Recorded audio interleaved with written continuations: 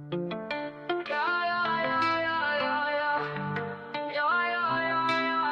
wake up to the same old fight, chasing shadows in the night. Promises made, but I let them fade. Caught in the cycle, I'm feeling betrayed. Round and round, I'm losing ground. Trying to break free, but I can't see. These negative patterns are haunting me. Nights turn to days, I'm losing my way. Thought I found peace, but it's led me astray. Chasing the high, but it only brings pain. The more I run, the less I gain. Hey everybody, hey, and welcome to another session of Tarka Say It Again. And today, our question is, why do people ruin good relationships? I'm going to ask that again. Why do people ruin good relationships? Maybe because of fear of stability. Another, fear of vulnerability. Opening up to your partner, not wanting to share those inner thoughts. And our third one for today, learned behavior. And you hear me talk about learned behavior all the time in dealing with addictive patterns. What we've witnessed, what we've seen growing up as a child. For today's session, I need you all to look inward instead of just blaming.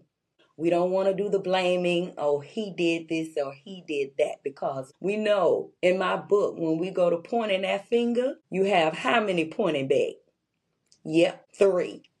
3 fingers pointing back at you. So we're not doing the blame game today. The truth is, many people don't lose good relationships. Guess what they do? They unconsciously reject them. They don't even realize they're doing it. And when I say they, me, I'm including myself in this. I'm going to break it down for you. Maybe it's not about love.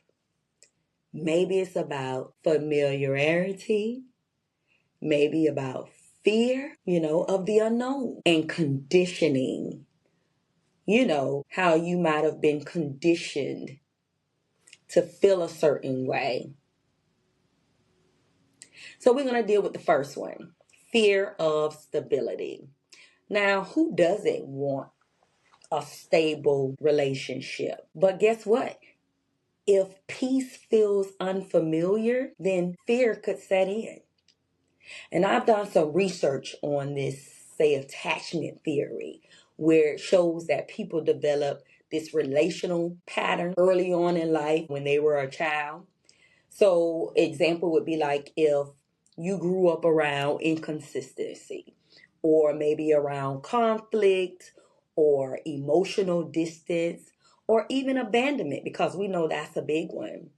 Guess what? It can affect your nervous system and adapting to what we consider as normal. So guess what? When a healthy or stable relationship comes your way, or it shows up, there's no chaos. You're not arguing and fussing all the time. There's no emotional roller coaster. And I'll be like, get me off this ride. There's no constant trying to prove your love to the other person. There's no competition, because I hear people tell me all the time that they feel that they're competing with their partner. So none of that is going on. So instead of feeling safe, it can feel maybe boring or even uncomfortable.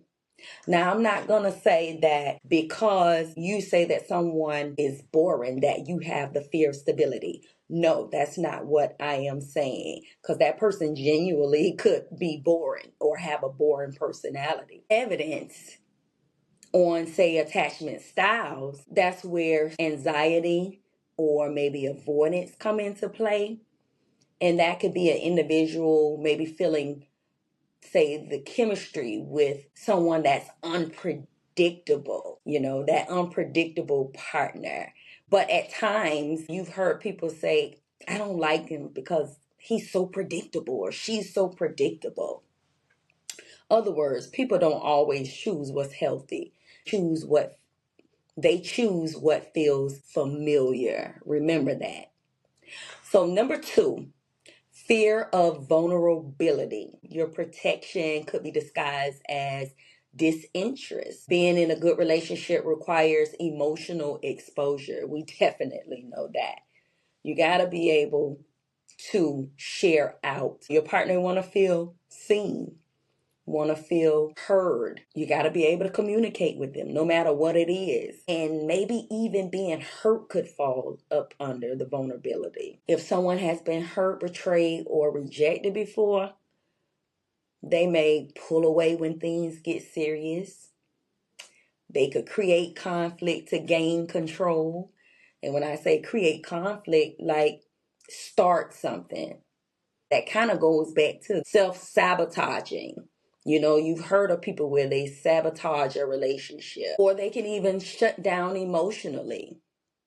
Now, going back to this sabotaging, studies as far as your psyche show that people with fear of rejection, they often engage in this self-protective behavior, as I just mentioned, as far as sabotaging relationships before maybe they get too deep, or you want to get the person before they get at you. Our third thing, learn behavior. Now, that learned behavior, love is what you see, not what you're told, because we can make our mouth say anything. It's what you're doing, it's what you're manifesting, it's what you're showing, demonstrating. And people often recreate the relationship dynamics they witnessed growing up. We say that all the time. The relationships you've had as a child, that shapes and molds the relationship you have as an adult. Now, if someone saw, say, growing up, a little love mixed with some struggle, inconsistency mistaken for, say, passion, emotional unavailability, that's a big one, and they feel that that's normalized, they may unconsciously repeat it. This aligns with the concept when we talk about conditioning. We repeat behaviors shown as a child. Yes, we do. You see it all the time, whether it's in a romantic relationship or in a relationship that you have with your offsprings. You'll have some men or some women may share out and say, I didn't get this growing up. I didn't see this growing up. My parents didn't hug me. My parents didn't love me. And then guess what? As a parent, they do the opposite of what they were shown. But then on the other hand, you have some use that as an excuse. They don't switch it up or do better than say what their parents did. They give out that same energy. If they didn't get the hugs, guess what? They're not affectionate with their child. If they didn't get the I love you, guess what? They ain't telling their child that. We've seen these things take place. So that's just something to think about. Other words, you don't just date people, you date your patterns. I'm going to say it again. You don't just date people, you date your patterns. And connecting that with the book, and I'm going to sum it up right here. All of these aren't random choices, y'all. They're not just random choices, these behaviors and these actions. These are patterns on repeat. Press play. Leaving when things get healthy. You heard me. Healthy. Because you don't know how to receive it. Confusing peace with boredom. Mistaking chaos for passion.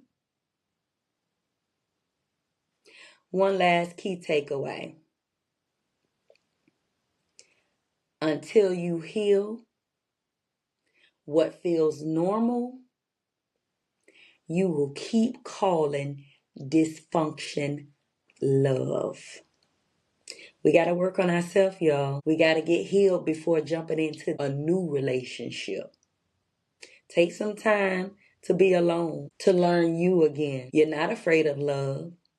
You're afraid of the kind of love that requires you to be whole, that requires you to be accountable as well as vulnerable.